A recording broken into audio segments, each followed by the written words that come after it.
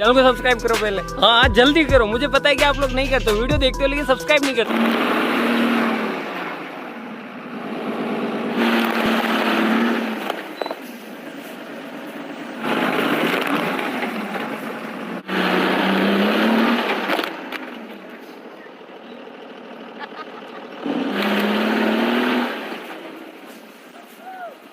के नीचे आने के बाद खिसक जा रहा है, तो काफी हद तक ऐसा चांस है कि मान लीजिए आपने हेलमेट ऐसे पहना है तो आपका सर जो है खिसक के ऐसे हो जाएगा, टायर के नीचे से हट जाएगा और काफी हद तक चांसेस है कि आपकी जान बच जाए। इसीलिए कहता हूँ कि हेलमेट पहनना जरूरी है, चाहे वो सस्ता हो या महंगा, हेलमेट हेलमेट होता है। ठीक है।